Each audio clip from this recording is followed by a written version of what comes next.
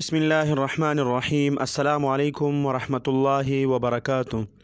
محترم سامعین، کل جمعۃ المبارک تھا اور جمعۃ المبارک کے خطبے میں جب جمعے کا خطبہ پڑھایا گیا مکہ مکرمہ میں مسجد حرام میں، شیخ ماہر پر خطبے کے اختتام پر تھکاوٹ کے آثار نمودار ہو گئے، جس کے باعث ان کی طبیعت خراب دکھائی دینے لگی۔ محترم سامعین، میڈیا رپورٹس کے مطابق انہوں نے خطبہ کا اختتام کیا اور کہا کہ اقم الصلاۃ یعنی نماز قائم کریں۔ تاہم نماز شروع کرنے کے بعد انہوں نے سورہ فاتحہ کی تلاوت کا آغاز تو کیا، لیکن وہ اس کو مکمل نہ کر سکے اور ان کی طبیعت خراب ہو گئی۔ اس مرحلے پر ان کے پیچھے پہلی صف میں موجود الشیخ عبدالرحمن السدیس فوری طور پر آگے بڑھے اور انہوں نے نماز مکمل کرائی اور امام حرم شیخ ماہر کی صحت کے بارے میں استفسار کیا۔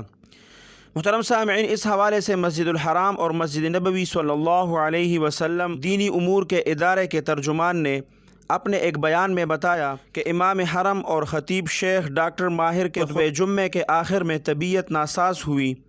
انہوں نے جمعے کی نماز شروع کر دی تھی مگر خرابی صحت کے باعث مکمل نہ کرا سکے، جس پر مسجد الحرام اور مسجد نبوی صلی اللہ علیہ وسلم کے مذہبی امور کے سربراہ شیخ ڈاکٹر عبدالرحمن السدیس نے جمعہ کی نماز مکمل کرائی۔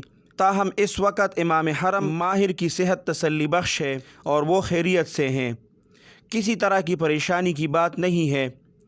اللہ سبحانہ و تعالی ہمارے جتنے بھی امام ہیں حرمین شریفین کے، اللہ سبحانہ و تعالی ان کی زندگیوں میں برکت عطا فرمائے، اللہ سبحانہ و تعالی ان کی ہر شر سے حفاظت فرمائے۔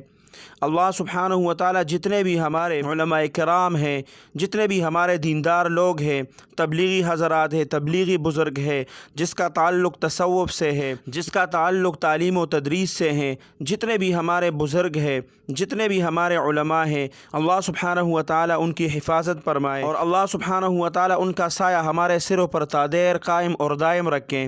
اللہ سبحانہ و تعالی آپ سب کو اپنے حفظ اور امان میں رکھیں، اپنے خصوصی دعاؤں میں یاد رکھیں۔ السلام علیکم ورحمۃ اللہ وبرکاتہ۔